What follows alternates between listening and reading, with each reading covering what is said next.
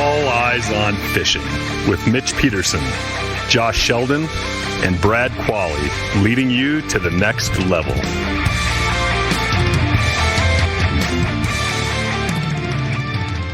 Everybody, welcome back to All Eyes on Fishing. Exciting day. We got to go out last night, me and Junior did. We got to do a little fishing finally. Little fishing, and we asked Mitch if he wanted to go, and of course he was like, no, I can't make it. I can't.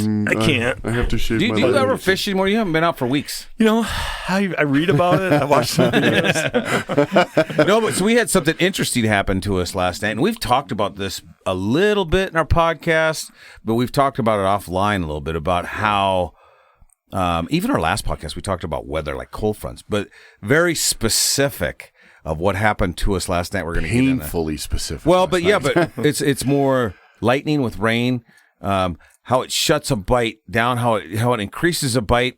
I mean, the whole right. thing with drastic weather changes while you're on the water. Well, and how it could do both in the same hour. How the bite can fire up. And then it's probably within 20 2 minutes hours. later, yeah. But 2 hours totally, later, we noticed it was like, this is a different lake. Yeah. Like, unbelievable. We'll get into it. Yeah. But it was pretty cool. Yeah, they of course, since I wasn't with them, I got a little play-by-play, but I got a picture of the sonar screen. And, we'll use it for the yeah, so you guys listen to this. You see what Mitch is talking about. They sent me this picture and said, we found him. And I was like, oh my gosh, yeah, they did. And of course, I was, wanted to start crying because I wasn't with them. But then, then I got the full report. So then I guess, okay. Which we'll give now. Yeah. It was still fun. We still had a good. It was. There's parts we had a really good evening, and then it turned into long stretches of like, what the hell? Yeah. It was an adventure getting there. But for sure. Because of that, it made us start having conversations. And before we started taping, I think we probably talked for an hour and a half about this, which we should have just taped again. Yeah, because now we're going to talk about it again, which was, that's how we do it all the time. We end up just. Yeah, but anyway. Talk fishing. So, but let's talk about that, and the listeners can, I'd like to hear what they have to say in our email, because we'll get some folks that'll email us on this, which is cool, because that's, some of your experiences help us get through, give us other ideas and things like that. And that email is alleyesonfishing@gmail.com. So for those that haven't, make sure you're sending your stuff to us there.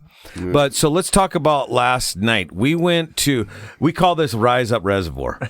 Yeah, we're going to call it Rise Up Reservoir. Because the fish rise up, and we've been here numerous times. And here's the thing. If you listen to our other podcasts, like, I don't know, we have a ton of them out there, but you will be able to put the pieces together of what lake this is. Because we've never called it Rise Up, but we've talked about the fish rising up. We've disclosed this lake before this time of year. And it's pretty good. It's pretty good. So we're excited. It's a little bit of a drive for us to get there, especially with traffic, but it's worth it. It's worth the 1.5 to 2 hour drive. It took us 2 hours. 2 hours. This is a perfect example, trying to figure out what reservoir this really is, where it pays, sometimes you have to pay to listen, but sometimes it pays to listen. There you go. That's right. Yeah. Well, it's definitely and it's a tough, always has been a tough lake. I've been fishing it for probably 20, 25 years. And it's from the first time when I was in college and fished it to now, it's always been a tough lake to fish. It's tough. It's how it fluctuates so much, because the fish itself there are phenomenal. And when they're on, I mean, when you find them, we usually go a late afternoon, actually early evening, let's say that, into the night till like midnight. Yeah. And then, because it's usually just, oh my God.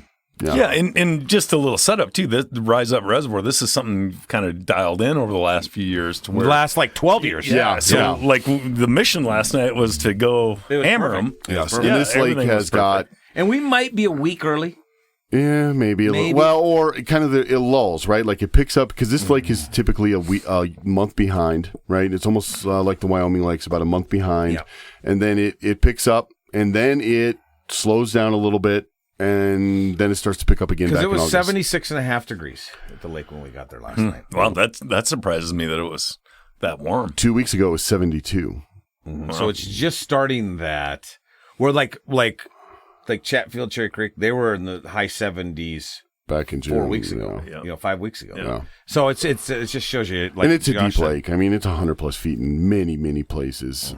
So it's deep, and it's but it was interesting. It's still good water levels, which is always a roll of the dice this time of year. But man, what a crazy weather night we had last night. Yeah. I mean, it was 50-50 on if we were going to get barbecue. So when we got there, the barometric pressure was 30.13.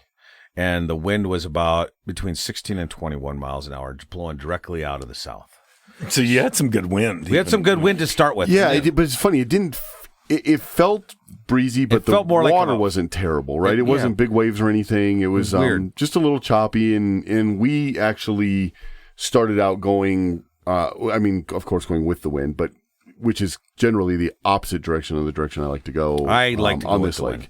Well, I mean, I don't mind going with the wind, but I like to when I'm on this lake, I like to go north to south. And I see what you're saying. yeah, and we end up having to go south to north, which is fine. I just think I just don't like it as much, and it was. I mean, it didn't seem to have any effect on how we fished for sure. But it sounds like a lot. Like 20 miles an hour can be, but it wasn't too bad. It wasn't too bad, but that was right when we got there. The wind started picking up. We were watching the radar because there was a good chance there was rain and thunderstorms forecasted all around the area. It was 50% where we're at. Rained on us on the way up. Yeah. So you don't know. So when we kept looking at the map as we're driving up, I'm like, yeah, it's pretty clear where we're at. We're going to be good.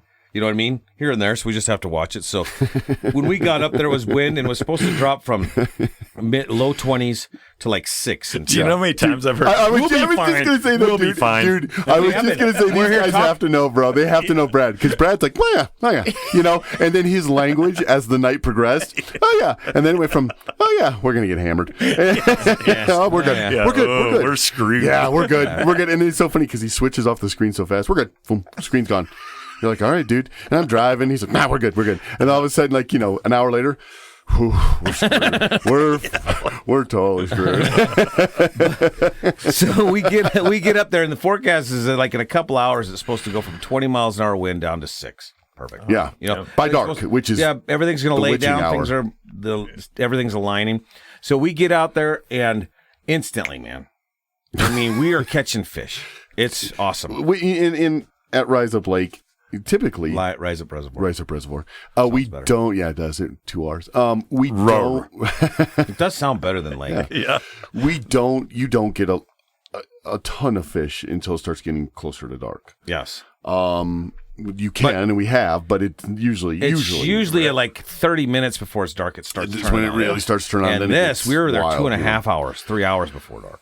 And it right away. Well, it was crazy. Boards started going down, and we were catching all different kinds of species, which isn't very typical either. And so we're like, okay, this is cool. Well, that's when you take a little gander to the west, and you guys have to understand that this is right up in the mountains. I mean, against the mountains. And so as our weather comes over the mountains, all of a sudden, there. When it comes over the mountains and then it drops, it is game over, and you're in the middle of a shitstorm. So you can see it coming, and it's building, and to the north got just hammered. Yeah, so we were fishing. We started on the north end of the lake, and we're watching the radar, and we're like, ooh, there's a lot of lightning starting over here.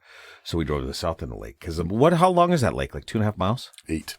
No shit. I was going to say it's more than that. Yeah, that's why we told 7 miles. Yeah, because where we fished was about a 2.5 mile stretch there and back. So it's 5 miles. Yeah, okay, that totally makes sense. Yeah. So we go from one end, because I'm watching the radar, and you're the dot on the lake.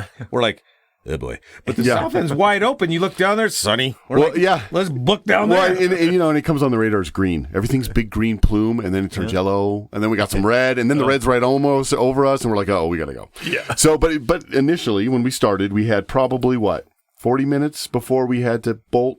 Yeah. We got a nice little pass in. Yeah.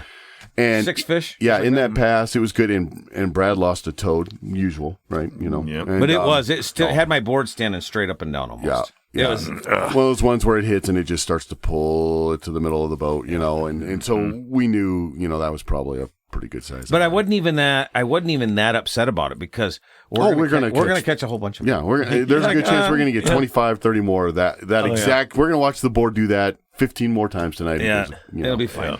Yeah, that didn't quite play out like that, but it felt like that because and we left early to get there early, and traffic kind of screwed us, but it definitely felt like, okay, this is going to be good. So I thought, in a lot of what happens here is you'll get those rainstorms. They push over. It rains for 25 or 30 minutes, and then they're gone. And light rain, just and then they're gone. And then that's it. It's clear behind them. You get that afternoon push, and that's it. This was a little more sustained and a little more, And so it was wild watching because it was on, and then we're like, okay, we probably should dodge this. But the south end of the lake looked better, so we zipped up to the south end. Saw all those fish. We're like, well, here's some here. That's when we took a picture. Well, I was like, dude, we could just fish down here. I mean, if this stuff keeps pushing to the north, we'll just fish on this side of the lake, and I think we'll be fine. So we came, we're off playing kind of putts and trying to figure out if we're going to get struck by lightning or not. And holy cow, I mean, it was just bait hundreds of yards long, and when you look on the graph from what would you say, about 20 down to 35 feet, so 10 15 feet deep, so God only knows how many billions of we're over 60 feet of water, and 25 to 30 or 20 to 35 feet is just chock full of fish and bait it's like just solid orange and red on your graph. Well, we took a picture of that. That's what I want people to see. I don't think the bait fish were in there because we just got out of a pocket of them, but it didn't matter. I mean, it was. Well, it might have been on the structure scan, though. I don't remember. But, the idea on the structure scan where it turns the fish different colors, even the structure scan was lit up orange with the blue palette, right? So I was like, holy cow, look at this. This is insane. And it was insane for sure. I mean, it was just fish everywhere. Oh, yeah. It was like you couldn't have painted a sonar picture. Right? Like, it looks like the demo mode. Yeah. When you're in there, But when we talk about fishing like pre-front, that's what I want to try to talk about this. This is definitely pre-front. We see the front. We feel the wind pushing in before the clouds get there, the rain, the and the lightning. big wind shifts, I think, were huge, Yeah, too. the 180-degree wind shifts twice. Yep. But the fishing with a barometric pressure that's over 30 is usually what you want anyway. I mean, that's stable, good. When you start seeing fish, or when you're going to fish just pre-front like that, and I don't know why this happens with fish, and I've read about it, experienced it. We did last night. All fish put their feed bags on, like before the front comes in, and they were. I mean, it was like, holy crap, man! Yep. It was going nuts. But then, for safety, we're like, oh boy, we could not stay out there. It was unsafe. It would have been all around. It'd have been nuts, and it's not worth that. So that's why we went all the way south. Ended up pulling up on the not next to on the beach, but close to it. Anchor locked, sat down on the bottom of the boat, lowered everything, put our rain gear on because it's coming. 5 minutes later, you just hooked her down, pouring for like 40 minutes. Yeah, I mean, and you guys just sat there. We just sat in the bottom of the boat and listening to it going, and watching flash over flash. But had everything put down, and we are just kind of waiting it out. And it wasn't, the wind didn't come up bad, which is interesting. It just downpoured straight down. And the wind had been predominantly out of the south. Yep. So the entire time we were there, it was out of south.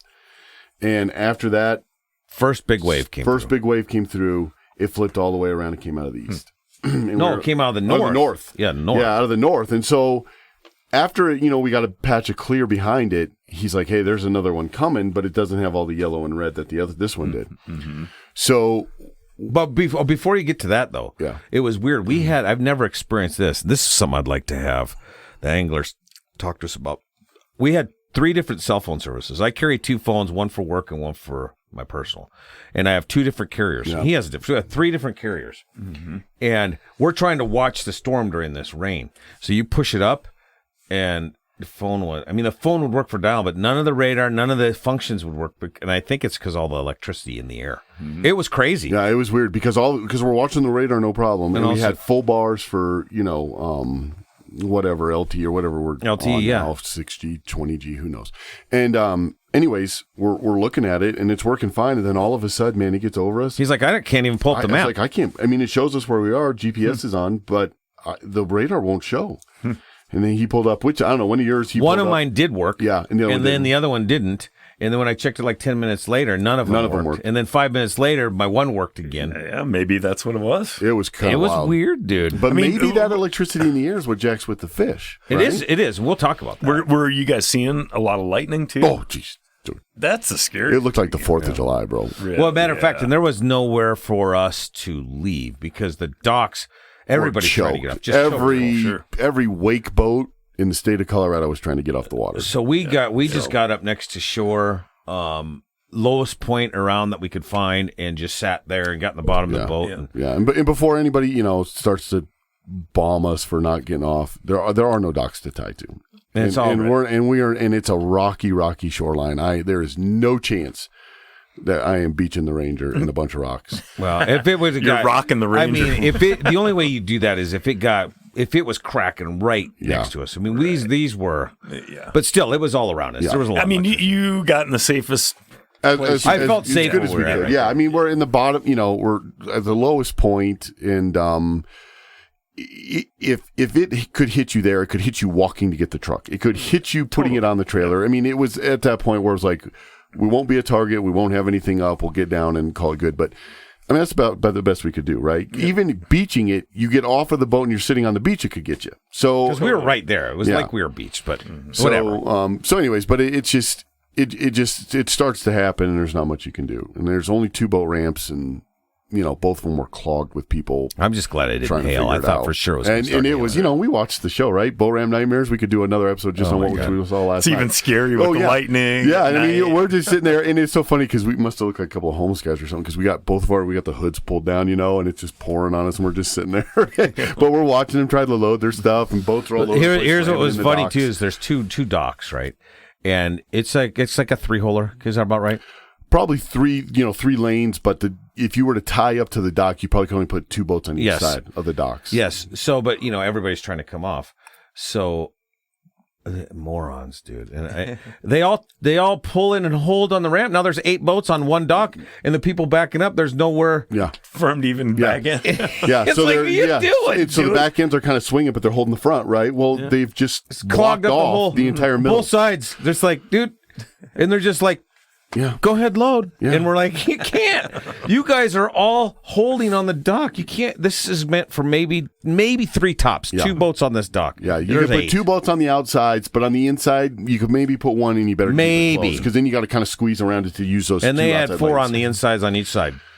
It's like, you can't see the problem here. Yeah, like there's no room when you guys do that. So it was nuts. It was funny because in the rain and lightning. It was crazy, bro. It was he and I were laughing. I mean, there was no way we would have gotten off even if we wanted to. So you couldn't even park because everybody's. But anyway, so what happened then? So well, after I unpuckered my ass for a little while because it was pretty good. But we were like, okay, let's just fish down here for a minute. We'll just stay because the south end seemed you could see north was worse. So let's just stay down here for a little bit. So we once that big cloud passed over, so we look, radar came back up, and we're like, we're good for an hour down here. Yeah, that's what it looked like because the next one was over Rocky Mountain National Park, which is way out. I mean, further west. Another tip of where we're at. It could be down to 2 different lakes now. Connecting the dots. Yeah, right. And so we started, and I don't know, we both kept saying, we got to get back up to where we were. I mean, the fish were there along that shoreline. We got to get up there. And so we fished for 10 minutes maybe? I was going to say 10, 15 minutes. We got everything out, caught a smallie, and I think we probably would have. So at that point down south, because that's where you took that picture of the sonar, what did the sonar look? No, still the same. Okay. They were everywhere. And more bait. We not after we left, it was not. No. When we were getting ready to leave, there was still a ton of fish and bait in the area. Well, when the second storm came back through, though, that there was. Yeah, no. Okay, storm, I see where you're at. But when you and I reeled up real quick and then went back north to hit the same area, which we did, but we started at the opposite end now because the wind. Now it was very spread. We found some fish, but not near like it was. Not near like it was. We got all the way up north. We're like, boy, an hour and a half ago before the storm came in, there was a very distinct amount of fish and bait in that 50, 60 foot of water at that 18 to 30 foot where they were just stacked up. Yeah. So we were running a lot of our baits at like 15, and that's what we're catching them, just 15 to 17, and we were really doing at least one high bait, 8 feet or so, and nothing. We never got anything above 10, 12 feet the whole night. No. Which is really odd. Really odd for there. Yeah. And the only thing we didn't do, which I thought about later, after we started catching those fish immediately again, we didn't turn around and go back through. Because usually in this lake you don't, right? Like you can just keep going because they're just spread everywhere. Yeah, and I don't know why you would, because that's like you never. If we were fishing a tournament, maybe you go back and fish those active fish. But the fish were active because it wasn't. And so we only had 2 fish right after the storm, and they were right when we got up there. And there was, and then it was. Yeah, and they're not sitting on structure. It's not like they're sitting on a rock hump or. No, they're just sitting in a water column. They're just in a water column. And based on our past experiences, why we worry even about that? talked about on the boat. We've talked about this, and we knew that this would come up as fishing memories. Well, fishing memories is more of a spot. This is like a technique, or it's like an air. It's like a. Well, you called it like last night. It's a whole lake. It's a whole side that you fish. So we're not fishing a memory of a spot or a point. Yeah, it's the area we're fishing. This is what you do. Yeah, you know what I mean. This works. Trolling works. Yeah, and every time it gets a little bit darker, you see this fish rising up to where the point to where you're running stick baits. Yeah, you know what I mean. To where and they disappear, right? Like you don't mark anything. We got to that point, but anyways, interestingly enough, we hammer one right away, 22 inches. Nice fat big football, fat dude. Weighs about 4 pounds. Yeah, and I go, hey, you want a photo? And he's like, yeah, we'll catch plenty of these. This is going to be a smaller one. Yeah, you catch 22s like a lot of lakes catch 15 inches, and it's like this will be, we'll have so many of these that we don't need a picture. That's the last fish we caught all night. Yeah, and we're gonna go into in the next level. We'll talk about some of the things that we've experienced in the past, talking to others. What we tried last night. We'll get specifically into how we speeds and presentations and all that stuff that typically is what you need to do to start finding fish, and how it just didn't come to fruition last night on a lake that typically does. And how we'll be back soon. Yes. So to go over to the next level and to hear all that, make sure you're switching over to AEOF.supercast.tech, where you'll hear all of our next level episodes and in this one. And we're going to get into a lot more specifics. Yeah. So from everybody at All Eyes on Fishing, thanks a lot. This has been All Eyes on Fishing. Thanks for listening. If you like what you heard, go ahead and subscribe to The Next Level. And you can hear longer podcasts and more information on all of your favorite topics. And check us out at alleyesonfishing.com for apparel, blogs, and other information. Don't forget to check us out on Facebook, Twitter, Instagram, and YouTube. All Eyes on Fishing, leading you to the next level.